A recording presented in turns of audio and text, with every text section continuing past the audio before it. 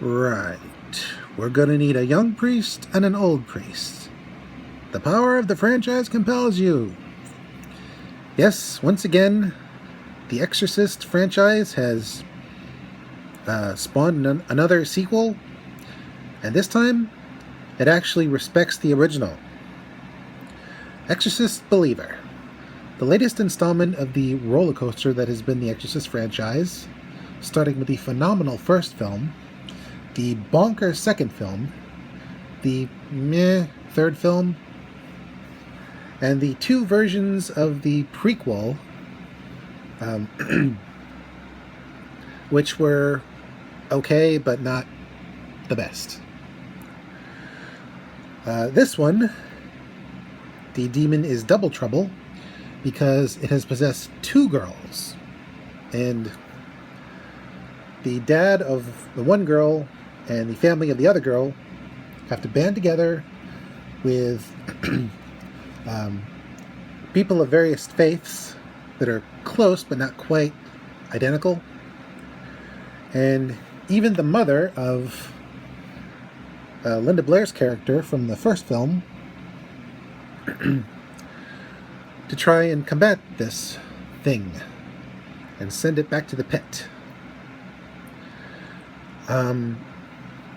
Like I said, this film respects the original. It had the same feel, maybe a more cleaned up version of the classic film.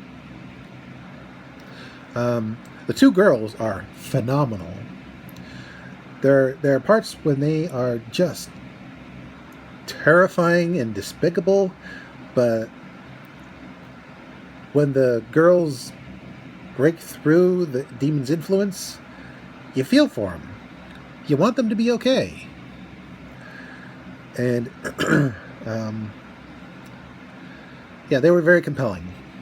The families, while not getting along all the time, were believable as the friends and family of these two innocent souls trying to fight something that they don't fully understand. And their respective stories were fairly compelling. The setting is in Georgia, so there were places that looked somewhat familiar, which I got a kick out of. And instead of a fancy apartment, it's just a regular house that this horrible thing happens in. You'd think the neighbors would complain, but the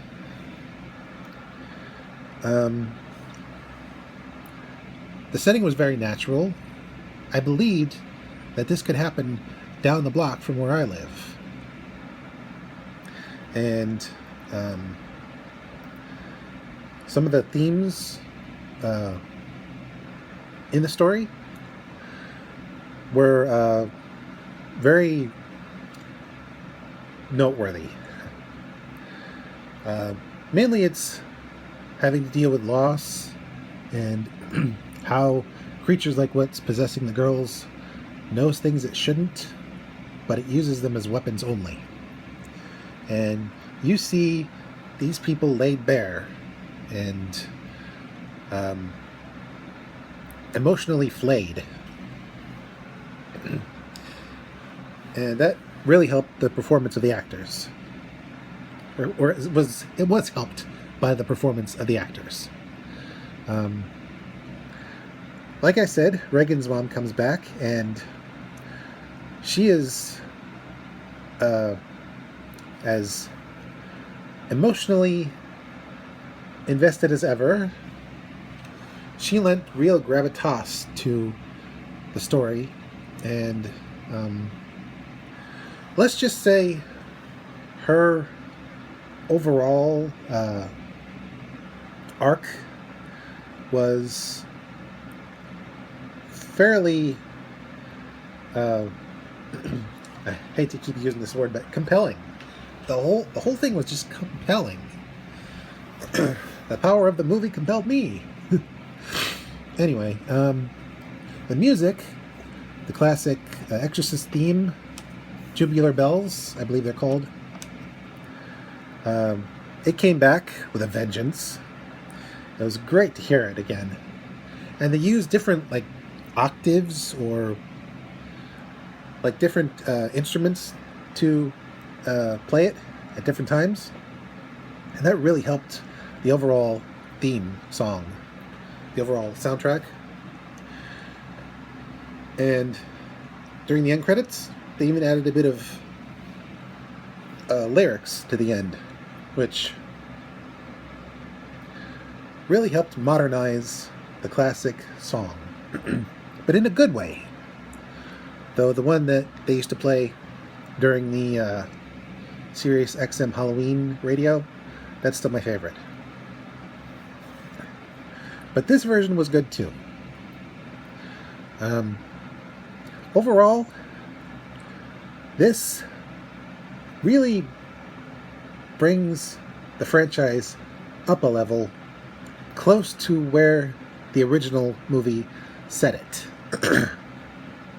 And there's rumors of another movie coming out in the next 2 years, and I'm curious to see where they go from here.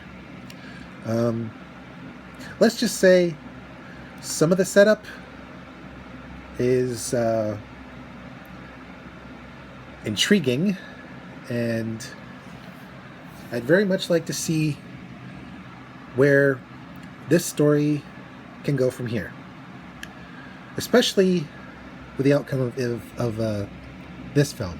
I'm not going to spoil it, but like the first film, this was very bittersweet but hopeful. So here's to the next movie. Let's see where they go. This is Mr. J signing out and reminding you,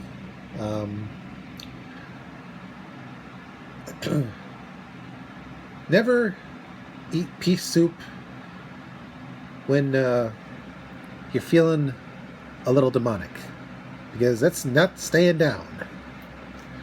And not everyone who's religious has an ulterior motive. But I will say this: religious bureaucracy is just as annoying as regular bureaucracy. Happy Halloween, folks.